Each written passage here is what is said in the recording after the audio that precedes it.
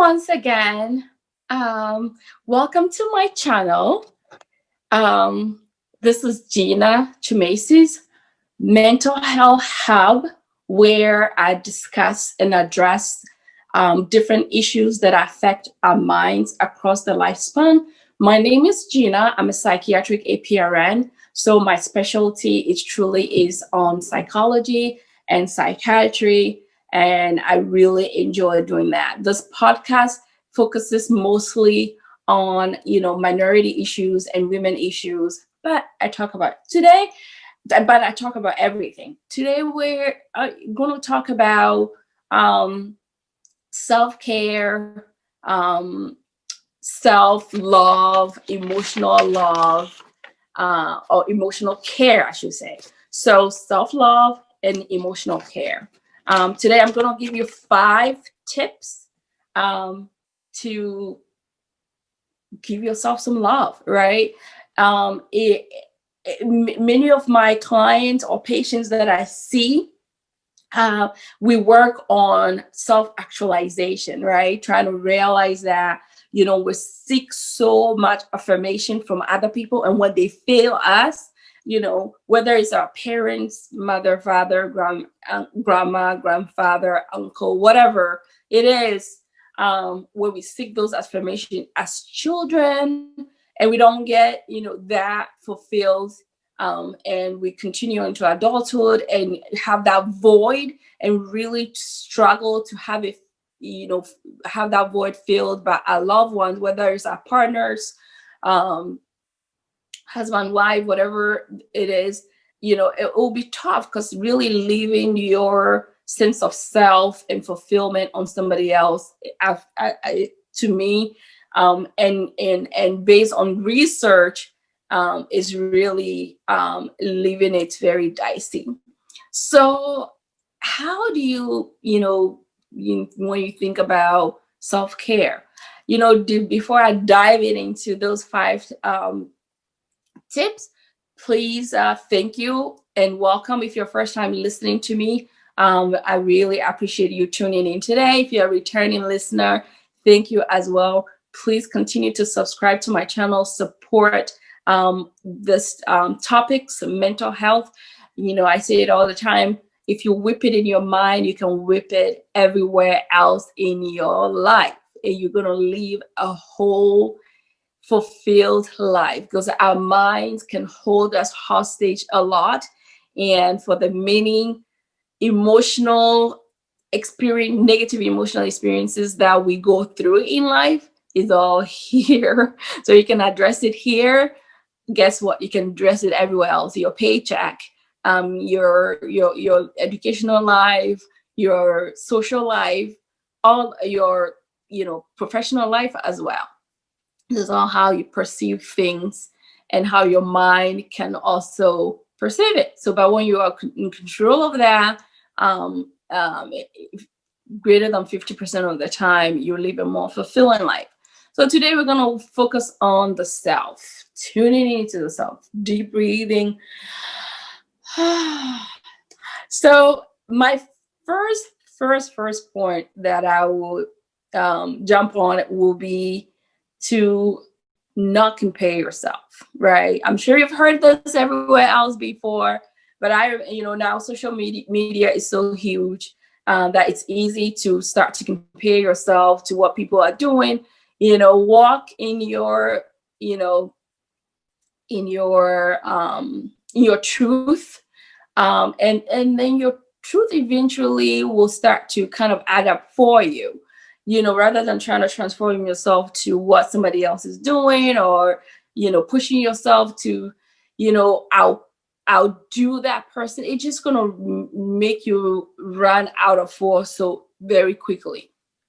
So really stop, not comparing yourself. Social media is so full of a lot of people who have applied a lot of filters, and they appear a certain way, and they've photoshopped so many different things that they look a certain way, or they're putting things out there that make them look or feel like they're doing all this stuff, and you feel like you're missing out. And sometimes that can lead to anxiety, can lead to depression, can lead to sleep issues, um, and bubble into so many aspects of our lives, because you're comparing. I remember when I was a bit younger, it was the magazines like Cosmopolitan and all the stuff. You see the celebrities on there, and you feel like, oh my God, how I wish I can look like that person, and my life will be perfect. But guess what? A lot of the celebrities even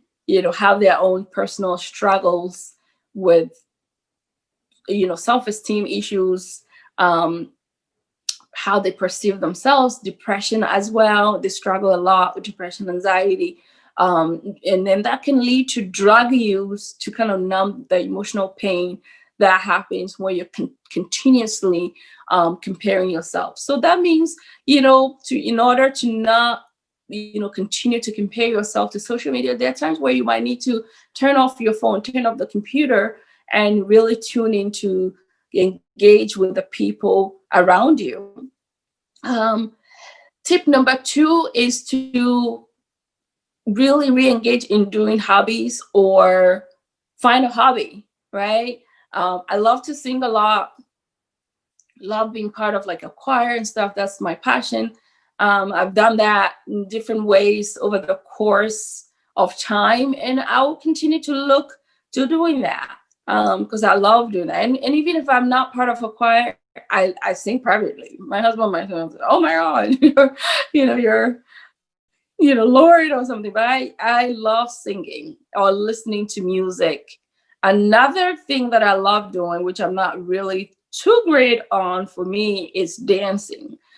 And 2021 for me, I think one of the hobbies that I want to engage in is to try to go for adult dance classes. So if you're listening to me and if that's your thing and you want to join me on that journey, um, let me know and we can sign up together. Um, Another one that I love doing is like this blogging, podcasting. I love doing that, talking and putting out content pertaining to mental health is really a big passion. And to me, it's a hobby because I can truly quit my full-time job yet to do this full-time, but I love doing this, love passing information and putting out content to hopefully educate somebody out there. Tip number 3 is to really try to be self-aware about negative self-talk and replacing that with positive self-talk, positive self-affirmation. Because when you wake up in the morning, especially like for me, nowadays, I try to wake up. In my previous video, I said I wake up at least 5 to 10 minutes earlier than my kids or the whole family. I'll go down, make my tea, my hot chocolate or coffee, and just kind of zoning to myself, read my Bible, listen to something really soothing before the day. The other thing that I do, first of all, is to try to be really to myself. I look in the mirror, I greet myself. I say, "Hi, Gina. You look awesome." I might look like crazy just waking out of bed, but I still greet myself because I'm not going to wait for somebody to greet me to make me feel a certain type of way. But I've already prepped myself. I've greeted myself. Good morning. And I usually will tell myself it's going to be a great day. No matter how I'm feeling, no matter how bad the day before was, or no matter how bad my sleep was or whatever, I always say to myself that today is going to be a great day. It's about to be a great day. And I start out by making my list for the day because it's so important to make your list, what you're going to do, the calls you're going to make and all that stuff to make it happen. The last point is to pay attention to people who don't make you feel 100% and try to cut those people out of your life because it's just going to keep on building up and not make you feel great. The last one will be, self-care, like, taking a bath. I love taking a bath, like Epsom salt baths. I like the CVS brand. It just makes you feel so soothed and your muscles are so tense all the time. So taking an Epsom salt bath at the end of a long day or a long week just helps really bring everything together and make you feel so it's so soothing. So try, if you haven't tried Epsom salt bath yet, it's really good for the muscle. It lowers anxiety and helps you sleep better. So thank you so much. Those will be my 5 tips, self-care tips, self-love, emotional care of as we're getting ready to end 2020 and going to 2021, is to really try to engage in those. And don't forget to sign up to do a hobby, because that will really distract you and get you involved in doing something awesome. Thank you so much. Subscribe, share, and I'll see you back another time. Have a great day and a blessed day. Thanks so much. Bye.